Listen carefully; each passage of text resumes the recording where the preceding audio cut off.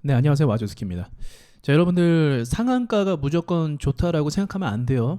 상한가는 어 악성 매물이 굉장히 많아요. 악성 매물.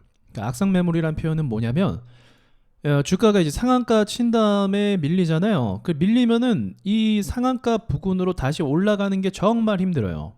정말 힘들어요. 이거 세력이 아니고서는 일반적으로는 거의 못 올라간다고 보면 됩니다. 진짜 힘들어요. 그래서 이 악성 매물이 많기 때문에 상한가 이후로는 주가가 밀릴 때 더 세게 밀리는 경향이 있어요. 그럼 제가 싫어하는 유형이 하나 있는데, 싫어하는 거 첫 번째 점상 안 좋아합니다. 그리고 상한가도 별로 안 좋아해요. 상한가도. 물론 얘네를 이제 어떻게 이용하고 뭐 해먹는 그런 건 있어요. 그러니까 상한가의 특성을 알면 말이죠. 그럼 상한가의 특성은 뭐냐? 보통 이 상한가 매물들은, 이거 상한가거든요. 상한가 매물들은 그 끝에 매물이 정말 많이 쌓여 있어요. 그러니까 여기에 매물이 쌓여 있다라기보다 그냥 여기에 다 있다라고 보시면 돼요. 한 70% 정도 여기 다 있다라고 보시면 돼요. 그래서 이 부근을 기준으로 어떤 공략을 하면은 굉장히 좋겠죠. 이 부근을 기준으로 이것만 깨지 않으면 괜찮은 그림 나올 수도 있어요. 그런데 보통은 이 상한가가 한번 치고 호재가 발생하게 되면은 상한가 따라잡기 매물이나 또는 상한가니까 이 종목이 힘이 좋겠다라고 이렇게 생각하는 여러 투자 매물들이 들어오기 때문에 오히려 역효과로 더 못 올라가는 경우가 발생을 합니다. 못 올라가는 경우가 발생을 해요.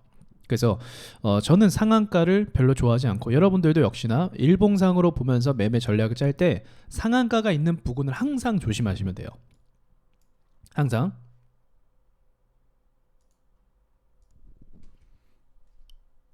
자, 그래서 아무 차트나 좀 자세히 본다고 한다면, 자, 서암 기계공업 같은 경우를 한번 볼게요. 자, 여기가 상한가죠. 그럼 여기 매물이 엄청나게 많이 묶여 있어요. 그러면 상한가 이후에 이제 뭐 꽃이라고 하나요? 이거 꽃이 형태로 이제 봉이 가다가 떨어지죠. 그러면 상한가 부근을 이탈하게 하는 순간부터는 떨어지는 속도가 굉장히 빨라요. 순식간에 아마 마이너스 7%가 빠졌을 거예요. 그리고 이 상한가 자리가 강한 저항이 돼서 잘 올라오지 못하는 이런 상황이 발생을 합니다. 상한가 기준으로. 그래서 저는 여러분들이 만약에 주식 경험이 별로 없다라고 한다면 상한가가 치고 나서의 이후의 차트는 웬만하면 건드리지 말아라고 첫 번째로 좀 당부를 드리고 싶네요. 여기도 마찬가지예요. 여기도 보면은 상한가 치고 나서 이 상한가 매물이 이제 악성이다라고 생각을 해보면, 떨어질 때 이쪽 부분에 떨어질 때 강한 이제 롱바디 음봉이 나타나죠. 네, 이 상한가에 그 상한가 매물이 이렇게 풀려서라고 볼 수가 있습니다. 그래서 우리가 주식할 때 상한가는 어떤 사람들이 많이 보냐? 상한가는 그 상한가 따라잡기 해서 상한가 종가에 같이 들어가서 다음날 갭 상승이나 이런 거 노리는 사람들이 들어온다라고 이해하시면은 좀 조심할 수가 있을 것 같아요. 예를 들면 이런 거죠. 로보로보가 상한가를 쳤어요. 이 끝에 상한가 매물 따라 들어간 사람들은 성공했겠죠. 다음날 갭 띄었으니까 바로 팔아버립니다. 그래서 상한가 치고 다음날 분봉으로 보면 많이 흔들려요.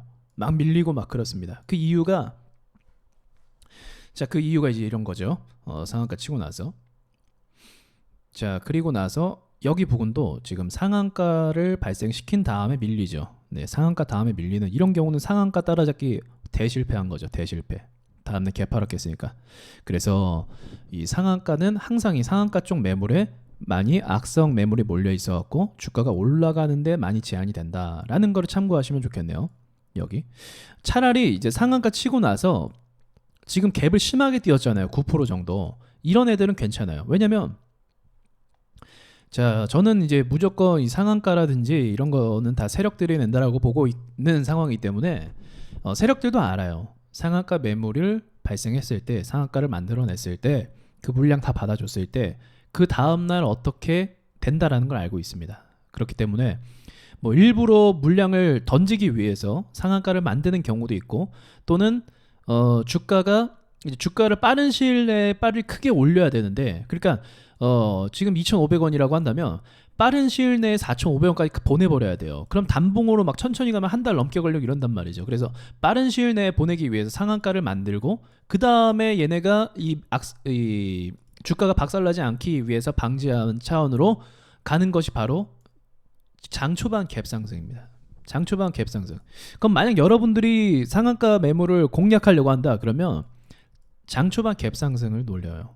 초반 갭 상승이 세게 들어온 종목들, 그런 종목들은 세력들이 일부러 띄워준 거기 때문에 이런 종목들을 공략해 볼 필요가 있다라는 거죠. 그래서 제가 다시 얘기하지만 뭐 상한가를 저는 안 좋아하지만 만약에 여러분들이 이 상한가라는 이 특성을 이해한 다음에 이 특성을 이용한 상태에서 어떤 공략을 들어간다라고 하면 그건 또 다른 여러분들의 전략이 될 수 있다라고 생각해요. 하지만 아무것도 모르는 상태에서 와 상한가 뭐 상한가 쳤네 좋다 막 이렇게 생각하는 건 굉장히 큰 오산입니다. 특히나 점상 같은 경우는 많이 밀리는 경우가 있어요. 점상을 많이 저는 안 좋아합니다. 점상 같은 경우. 점상이 뭐가 있을까?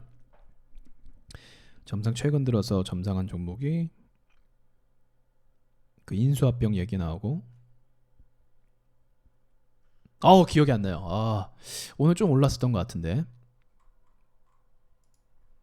우리넷 비슷한 거였는데 우리넷 파워넷 자 생각났어요. 파워넷이었어요. 자 점상이잖아요. 점상도 이게 어떻게 해석할 수 있냐면 점상은 강한 호재여야만 이게 장 시작 출발 땡 하자마자 막 이렇게 뜬 거거든요. 이 점상이라는 건. 그래서 점상이라는 것이 이게 이제 보이는 자체로는 사람들이 봤을 때는 정말 엄청난 호재가 떴구나라고 생각해요. 그래서 그 다음날 매물이 엄청나게 몰려요. 특징이. 그죠? 거래량이 아주 난리 났죠. 다음날 매물이 엄청나게 몰립니다. 그래서 주의하셔야 돼요. 점상 같은 경우는 이제 장 초반에 산 사람들 아니면은 이제 중간에 입성이 안 되기 때문에 그 다음날 어마어마하게 노립니다. 근데 점상 같은 경우는 다음날 갭 상승하는 게 거의 약속이 돼 있죠. 이 파워넷이 그죠? IG비전이요. 네, IG비전. 네, IG비전도 점상. 그 다음날 거래량 많이 동반하면서 박살났죠. 그러니까 이 조심해야 돼요. 점상. 그러니까 어느 한순간에 딱 뭐랄까요? 한순간에 혹하게 만드는 부분이 있기 때문에 주식을 잘 모르는 사람들 이런 거 터지면은 이제 뭐 약간 당황스럽죠. 당황스러워하면서 이거 어떻게 사야 돼? 막 이렇게 생각을 하죠. 근데 아예 거르는 게 좋다라고 저는 딱 말씀드리고 싶네요.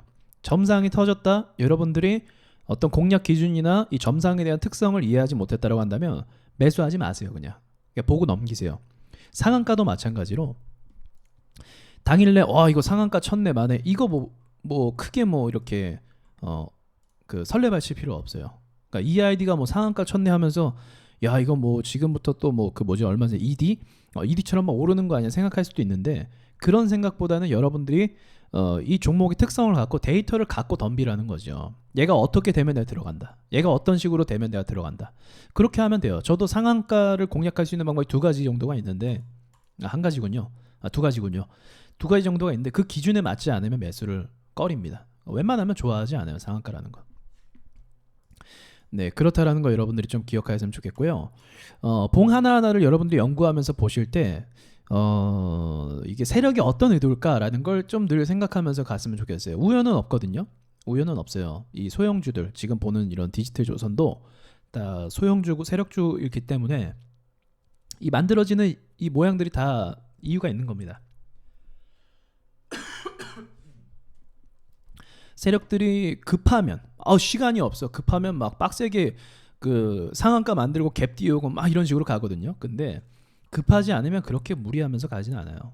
그렇게 무리하지 않습니다. 오히려 그렇게 가는 건 앞에 있는 매물을 가져오기 위해서 상한가를 만드는 경우도 있다라는 거죠. 그러니까 이런 것들을 종합적으로 분석하시면서 하시면은 답이 좀 나올 것 같은데요. 제 생각엔. 네, 이상 마치겠습니다.